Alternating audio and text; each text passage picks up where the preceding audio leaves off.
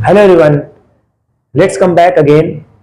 तो आज हम लोग बात करेंगे केमिस्ट्री में राउल्ट लॉ लगाने से पहले थोड़ा से प्रीवियस रिकैप देख लेते हैं, जिसमें हम लोग न्यूमेरिकल को डिस्कस करेंगे। ठीक है, मोल्स निकलवाना आपको बताया था पिछले लेक्चर्स में, आपने देखा होगा। पिछले लेक्चर को प्लेलिस्ट में जाके देख सकते हैं, और भी एनसीईआरटी के क्लास 12 के सब्जेक्ट्स तैयार हो रहे हैं, आप जाके वहां पर एक्सेस कर सकते हैं। ठीक है, तो सबसे पहले हम बात करते हैं vapour pressure of the chloroform. सबसे पहले मोलर मास निकालने के लिए, मोल निकालने के लिए आपको मास आना चाहिए। ठीक है, मोलर मास आपको निकालना पड़ेगा। CH3Cl एंड डाइक्लोरोमेथेन, ये सब फार्मूले हैं। तो मोलर मास आपको कैसे निकालना है, सबसे पहले हमने आपको बताया भी था। ठीक है, सबसे पहले हमें क्या करना है, मोलर मास निकालने के लिए क्या करना है, जैसे मान लीजिए कि क्लोरोफॉर्म है, ठीक है, या हाँ, सबसे पहले क्लोरोफॉर्म को निकाल लेंगे। CHCl3, ठीक है, C के कितने मॉलिक्यूल है, 1 है, मास नंबर कितना है, 12 है। ठीक है, प्लस का साइन लगा दिया। हाइड्रोजन का कितना है, 1 है। क्लोरीन का कितना है, 3 है मॉलिक्यूल, और क्लोरीन का मास नंबर कितना होता है, 35 होता, सॉरी 35 होगा। ठीक है, इस तरह से होता है। तो इसका कितना हो जाएगा, 12 हो जाएगा, प्लस 1 हो जाएगा, और 35 थ्रीजा कितना होता है, 15 16 106 समथिंग। ठीक है, टोटल कितना आ जाएगा, 19.5 ग्राम अपान मोल्स। तो ये आ जाएगा आपका। ठीक है, तो इस तरह से हमने मोलर मास निकाल लिया। ठीक है, मोलर मास। अब गिवन मास क्या है, चलो देख लेते भाई, आगे पढ़ते हैं। टेम्परेचर कितना है, 298 kelvin, 200 mm of mercury and 415 mm of mercury respectively. Calculate the vapor pressure of the solution prepared by mixing of 25 gram chloroform. ठीक है, 25 किलोग्राम जो होता है, सॉरी ग्राम जो है, हमने क्लोरोफॉर्म यानी कि क्लोरोफॉर्म का वैल्यू दे रखा है। ठीक है, गिवन मास है। ठीक है, यहां से आप पिकअप कर लो। ठीक है, यहां से आप पिकअप कर लो। गिवन मास क्या दिया है, क्लोरोफॉर्म का 25.5 है। ठीक है, और डाइक्लोरोमेथेन का क्या है, 40 ग्राम है। ठीक है, तो सबसे पहले इसका निकाल लिया, तो गिवन मास कितना है, 40 है। ठीक है, और मोलर मास कितना है, 85 है। तो अब इसको देसी वाला डिवीजन से आप निकाल लो। ठीक है, एक पॉइंट आपका ये आ जाएगा। ठीक, सेकेंड जो है क्लोरोफॉर्म है। क्लोरोफॉर्म को कैसे सॉर्ट आउट करेंगे, same as it is. Given mass कितना है, 25.5 है, और हमारा मोलर मास कितना है, 119 है। ये हमने ऑलरेडी निकाल के रखा है, इसको आप निकाल लो। ठीक है, अब इसको सॉर्ट आउट कर लेना भैया, इतना डिवीजन नहीं कर पाएंगे तो तुम्हें करना पड़ेगा। ठीक ठीक है, क्लास सेकंड नहीं पढ़ा रहे, क्लास 12 पढ़ा रहे, इतना फंडामेंटल आपको करना ही पड़ेगा। मोल्स आपको निकाल के ऐड कर दो। ठीक है, अब क्या होगा, मोलर फ्रैक्शन अगर पूछा जाएगा तो आप निकालो। मोलर फ्रैक्शन किसका है, डाइक्लोरोमेथेन का। तो ये plus A plus B, molar fraction का फार्मूला क्या होता है भाई, इस तरह से होता है, AXA प्लस XB, यही तो होता भाई। बस इसको ऊपर रखो और दोनों को ऐड कर दो, खत्म, खल्लास हो गया। फिर B का निकालना है। B का निकालने के लिए दोनों मोलर फ्रैक्शन का सम जो होता है 1 होता है। आप दूसरे का बिना सॉल्व करे निकाल सकते हो, बस 1 से सब्ट्रैक्ट कर देना, बस इतना समझ लेना। एक क्वेश्चन आपका यहां से बन सकता है। ठीक है, ये चीज आपको याद रखनी है। ठीक, ये न्यूमेरिकल आपका ऑलमोस्ट डन। बस बाकी पार्शियल प्रेशर अगर निकालना है तो P की वैल्यू 200 दी रखी है, P2 माइनस P1 कर देना, आंसर निकल आएगा। ठीक है, तो ये चीज आपका न्यूमेरिकल हो गया है। ठीक है, इसमें कोई भी डाउट अगर फिर दोबारा आ रहा है तो कमेंट करके बताइए, हम कर देंगे इसको सॉल्व। अब हम राउल्ट लॉ पढ़ने जा रहे हैं। ठीक है, राउट लॉ पढ़ने से पहले हम लोगों को कुछ बातें थोड़ी सी ध्यान रखनी है। देखिए, सबसे पहले राउट लॉ में होता क्या है, जैसे मान लो कोई मिक्सचर हम लोग लेते हैं, एक मिक्सचर एक बीकर में है, एक मिक्सचर एक बीकर में है, ठीक है, वो वोलेटाइल है, ठीक है। अगर वोलेटाइल है लाइक दिस, ठीक है, वोलेटाइल है, ठीक है, तो वोलेटाइल होगा तो प्रेशर भी डालेगा ये बीकर के ऊपर, ठीक है, प्रेशर भी इंप्लीमेंट करेगा, ठीक है। नॉन वोलेटाइल है, अगर लिक्विड सोल्यूशन जो होता है, सॉल्वेंट जो भी है, सॉल्वेंट अगर नॉन वोलेटाइल है, नॉन वोलेटाइल है तो क्या करेंगे भाई, नॉन वोलेटाइल क्या प्रेशर बनाएगा, नहीं बनाएगा, ये जीरो होता है प्रेशर, प्रेशर इसका जीरो हो जाएगा, इसकी लिप से खराब है, ठीक है। प्योर सॉल्वेंट का ये होता कॉन्सेप्ट, ठीक। अब इसमें हम लोग कुछ नॉन वोलेटाइल मिक्सचर डाल देंगे, ठीक है, एक वोलेटाइल में नॉन वोलेटाइल डाल देंगे तो इस तरह का बन जाएगा। अभी हम इसके ऊपर भी आ रहे हैं, पहले रीडिंग लगा लेते हैं ताकि थोड़ा सा समझ में आसानी से आ जाए, ठीक है, पहले थोड़ा सा रीडिंग हो जाए।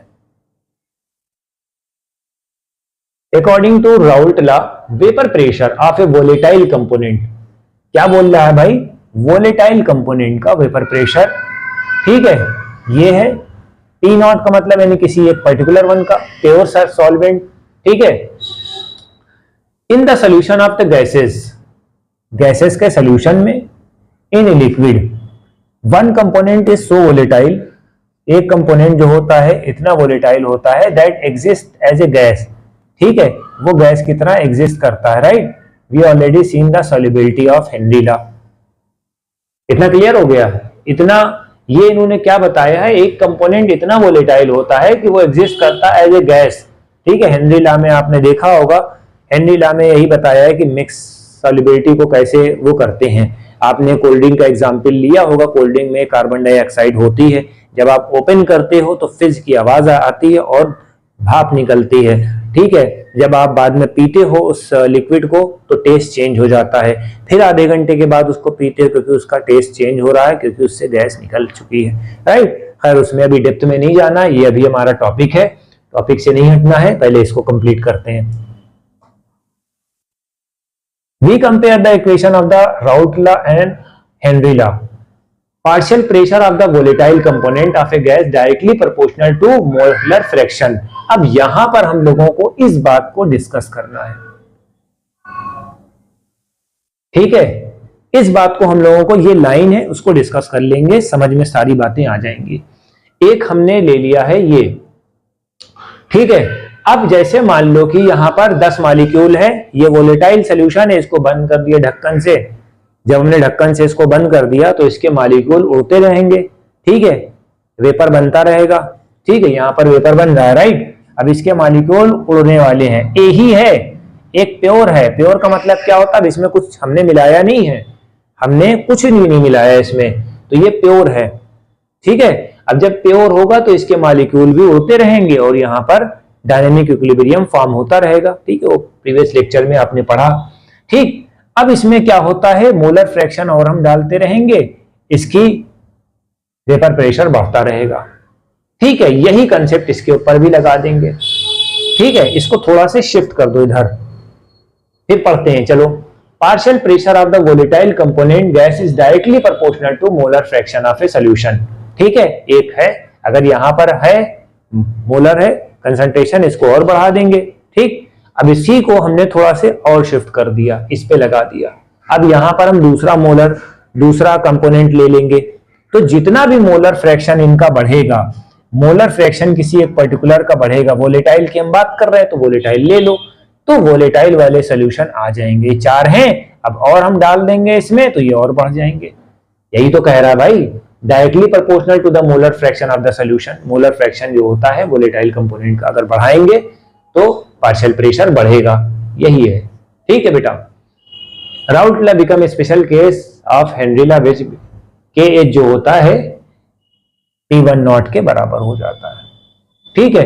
तो ये आई थिंक सो समझ में आ गया होगा, फिर हम आगे बढ़ते हैं, इसको थोड़ा से और कैरी ऑन करते हैं। देखिए केमिस्ट्री में एक एक पॉइंट को समझाना पड़ता है, डिटेल देनी पड़ती है, झपड़ झपड़ 4 क्वेश्चन बता के आगे बढ़ गए, ये नहीं है। Vapour pressure of a solution, solution का वेपर प्रेशर। जब भी सोल्यूशन की बात करी जाएगी, 2 चीजें हैं। सोल्यूशन अभी हम लोग कौन सा पढ़ रहे थे? Binary solution. बाइनरी सोल्यूशन का मतलब यानी कि 2 कंपोनेंट, ठीक है। सोल्यूशन ऑफ सॉलिड, सॉलिड का सोल्यूशन इन लिक्विड, ठीक है, ये आपको याद करना है, ठीक।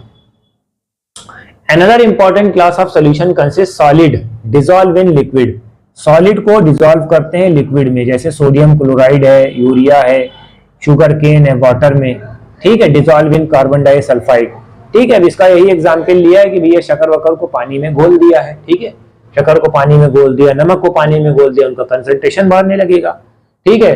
सम physical property of this solution differ from this pure solvent, pure solvent से अलग होता है, वेपर प्रेशर उनका अलग हो जाएगा, ठीक है। Liquid at A given temperature, liquid जो होता है गिवन टेम्परेचर पे, under the equilibrium condition that pressure exerted by the vapour of the liquid over the liquid is called vapour pressure. ये आपने पहले ही पढ़ रखा है, ठीक है। डायनेमिक इक्विलिब्रियम होगा, जैसे मान ली कि अभी जस्ट हमने बताया था आपको, ठीक है, जैसे हम मान ली मैंने बताया था कि जैसे मान ली बीकर है, यहाँ पर सरफेस है किसी की, ठीक है, ये हमने रखा, ठीक है, यहाँ पर वेपर प्रेशर आया, ठीक है, ये वेपर बनने लगे, ठीक है, ये वेपर बनने लगे, फिर ये जाएंगे अंदर, ठीक है। डायनेमिक इक्विलिब्रियम का मतलब क्या होता है? इधर वेपर है, इधर लिक्विड है, इधर वेपर है, इधर लिक्विड है, ठीक है। डायनेमिक इक्विलिब्रियम बन जाता है जिसमें सॉल्यूशन सैचुरेटेड हो जाता है, राइट। ये चीज आपको प्रीवियस लेक्चर में मिलेगी, ठीक है। तो यहां पर आपका ये कॉन्सेप्ट क्लियर हो गया, ठीक है। चलिए आगे बढ़ते हैं। If non volatile solute is added to the solvent, अब यहां पर खेल बिगड़ गया, ठीक है, यहां खेल बिगड़ गया है। अब यहां पर हाईवे पे अभी तो फॉर्च्यूनर चल रही थी, नॉन वोलेटाइल सॉरी वोलेटाइल चल रहे थे, फॉर्च्यूनर थी हाईवे पे। अब आगे ई रिक्शा खड़ा हो गया आके, 3-4 वो भी। अब समझ में आ गया ई रिक्शा क्या है? ई रिक्शा जो है ये नॉन वोलेटाइल सोल्यूशन है, ये इनके सरफेस पे आ गए, ठीक है। ये रोड है, ठीक है, यहां पर ई रिक्शा आ गया, यहां ई रिक्शा आ गया, यहां ई रिक्शा आ गया, यहां ई रिक्शा, पीछे फॉर्च्यूनर वाले चिल्ला रहे हैं, ठीक है, कि जाने क्यों नहीं दे रहे। क्यों? ई रिक्शा को हम लोग सपोज करते हैं क्या है? Non volatile. नॉन वोलेटाइल होगा तो वोलेटाइल वालों को भी रोक लेगा, ये होता है इसका मेन कंसेप्ट, ठीक है। अब यहां पर ये जो है गरिया रहे हैं, ठीक है, कि निकलने नहीं दे रहे, इक्का दुक्का निकल गए, धक्का उक्का मार के पलट के, ठीक। तो ये चीज इन्होंने दिखाया, पार्शियल प्रेशर यहां कम हो गया, इसका वोलेटाइल कंपोनेंट का पार्शियल प्रेशर कम हो गया, क्योंकि हमने नॉन वोलेटाइल सोल्यूशन घोल दिया इसमें। ये क्लियर हो गया। चलिए आगे बात करते हैं। If a non-volatile solution added to the solvent, given the solution, vapor pressure of the solution from solely solvent alone, vapor pressure of the solution found be lower than vapor pressure, ठीक है। Vapour pressure गिर गया, यहाँ पर भीड़ भगदड़ मची हुई थी हाईवे पे, इधर ई रिक्शा को खड़ा कर दिया, ई रिक्शा बोले तो वोलेटाइल सॉरी नॉन वोलेटाइल, ठीक है। तो ये चीज आपको याद रखना है। राउट लॉ बहुत इंपॉर्टेंट है, इस वजह से हमने इन डेप्थ आपको समझाया।